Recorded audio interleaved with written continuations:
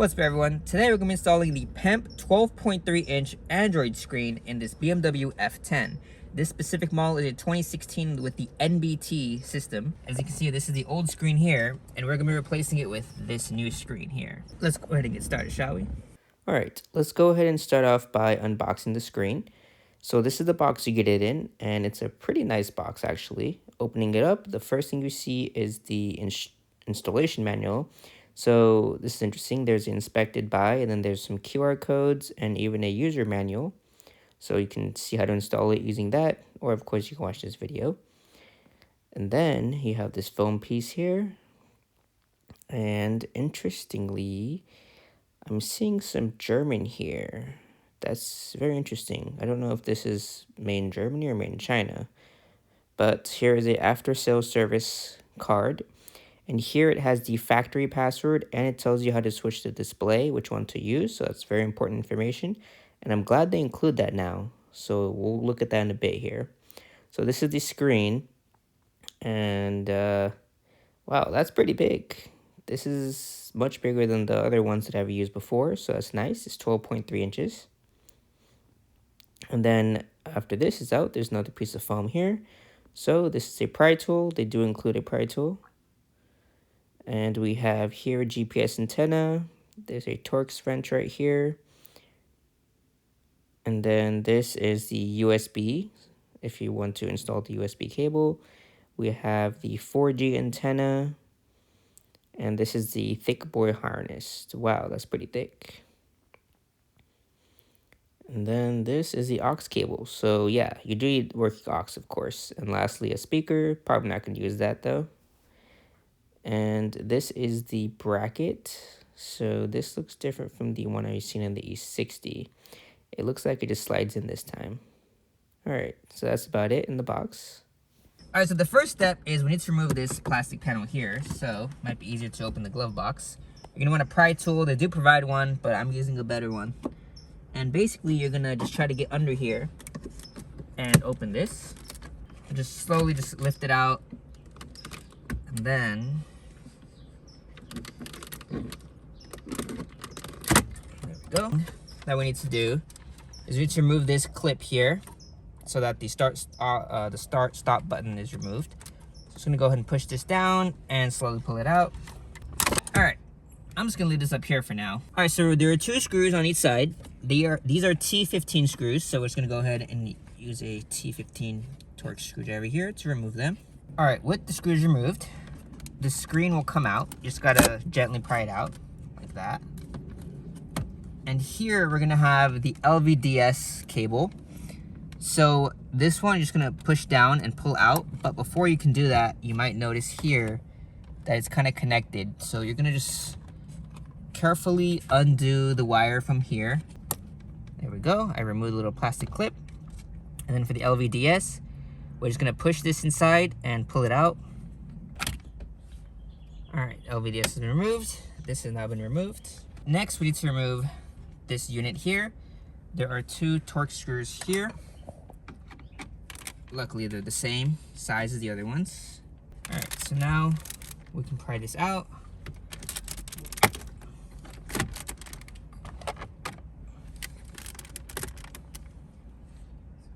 You can use your pry tool to just pry it out like this.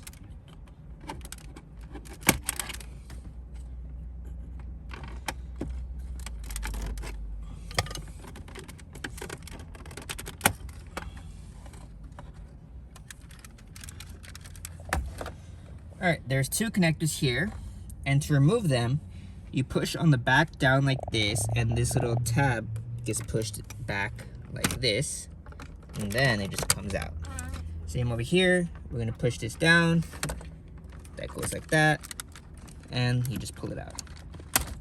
And then they're color coded, so there's no way to screw that up when you put them back. All right, we're almost there. This is the iDrive unit.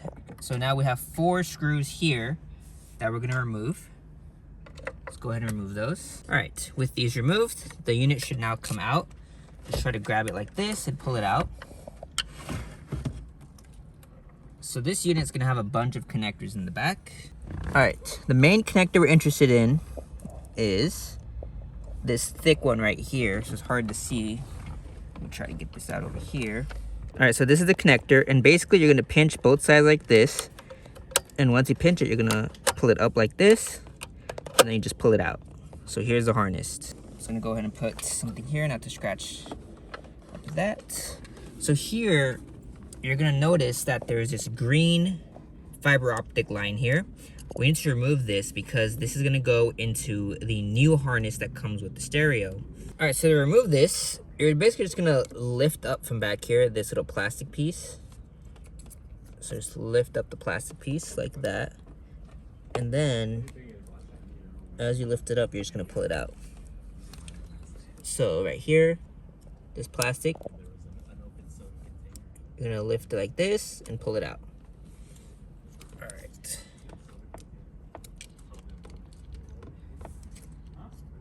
There we go. So now that it's out, I'm gonna keep it in the same orientation. And now we're gonna grab, this is the new harness right here.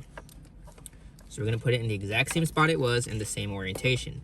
So right here, it's gonna go in. So what you might wanna do is you might wanna undo this just a tiny bit. So you can kind of separate this like that.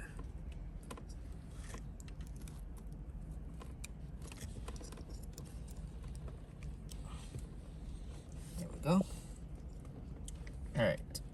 So this will go right here like that, and just click it in. And now this harness will be the one that goes to the iDrive unit. This harness is going to connect to this. All right, so if your car does not have a front camera or back camera, this is where you would connect them right here, these yellow wires. And then this is for the 360 camera. And this is a 12-volt camera out if you want to use these. This car already has a factory backup camera. We're not going to install a front camera, so we're going to leave it as is. So this part is going to go up here to where the screen is. You want to connect this to the screen. So the way I would route it is something like this, where you basically route it like this. And then this is a fuse box. Basically, you're going to do this, and then you can bring it up here to the screen like so. Just be careful not to damage any wiring. And there we go. This fuse box, you can kind of just tuck it somewhere. Maybe tape it like somewhere over here or over there. Work on that later. But this is going to connect to your screen right here. The LVDS connects to your screen, which we'll do in a second here. But now down here comes the hardest part of this whole process. Is this, now that we have this thick harness here, it's gonna be very hard to put the iDrive unit back in here. So I'm gonna just move the wires around, shove them into the corner back here, try to stuff it in. But before that, we have the aux here. This is the most important part because this is how you get audio from the unit. So we have this aux cable right here that we're gonna use. I'm gonna go ahead and connect the aux like this. Now I'm gonna go ahead and grab some electrical tape and I'm gonna tape this around just so that this doesn't ever come out, because I don't think that would happen, but just in case, I'm gonna do that.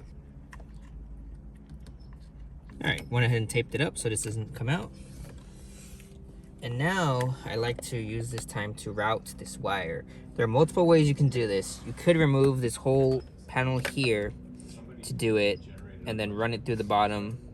That's one way. If you want to do it that way, you can check out my 7 series video. But for this car, we're gonna run it through the typical way that I normally run it, which is going through down here. So what I'm gonna do is I'm gonna just... All right, so the audio out, I ran it through the back over there and brought it out down here. So we're gonna run it along under here so you can't really see it, but I just wanna show you guys how I did that. All right, so now that we have the aux cord down there, we have this harness. So this is gonna get really tricky because this connector that you just put the fiber line in is gonna connect here. And then these two are gonna connect like this. You can kind of see what's gonna happen here. This is just gonna be a mess. So try your best to do this. This is literally probably the hardest part of this whole install. So go ahead and do this. All right, there we go. So this connects here. I honestly don't know which way it goes. I have to check. All right, so this thicker part goes up here like this. So it might help if you kind of like undo this more than I did. I didn't really undo it all the way. You can kind of pull it a little bit too. Don't pull too hard. And then, so you want to keep this like this so it's unlocked. And then we're gonna go ahead and stick this in here.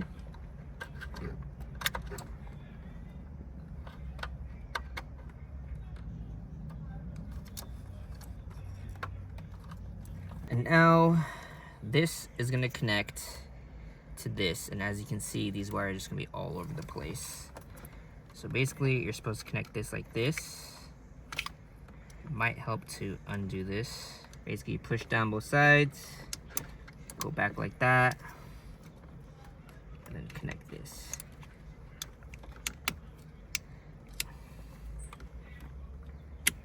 And lock it in place. There you go. So you have a loop here.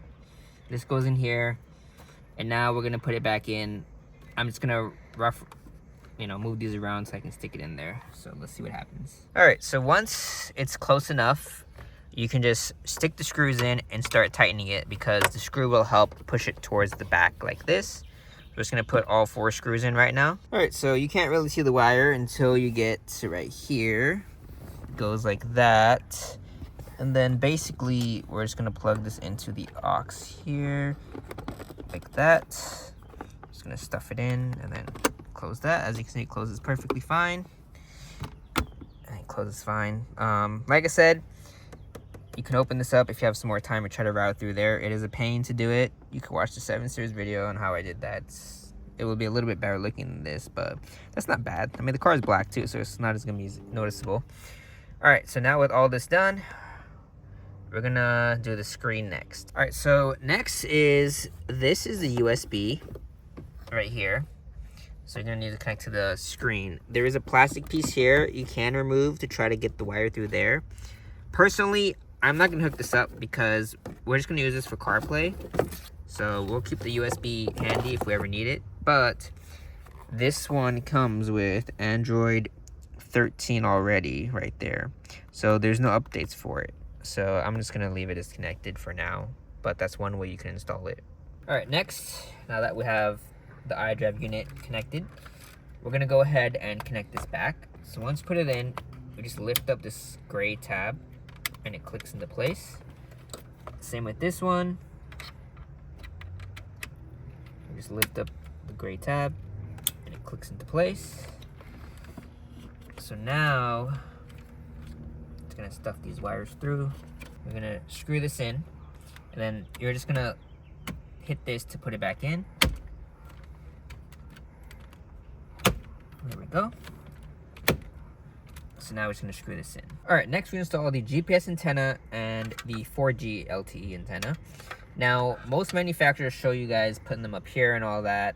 This is like my 4th or 5th install, and I've always put them in here and had no issues. So we're gonna do the same thing with this. So GPS antenna, I already took off the little sticker. I'm gonna stick it in right here, right about there. Okay.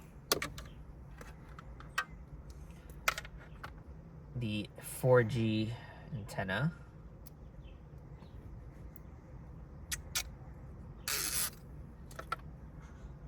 Same thing. I'm just gonna stick it over here. It's funny how these both fit perfectly in these areas. It's almost as if they're meant to go here. But we have all the wires now. You can either put them through the top up here or through the bottom. Totally up to you. I'm gonna go ahead and just run mine through the bottom, and then hopefully this should be long enough. There we go. All right, so we have all these plus these. So now we're gonna install this bracket. So the way to install this bracket, so here we have these. We just need this one. So I'm just gonna go ahead and kind of tuck this over here into the corner. And we're just gonna run these through here.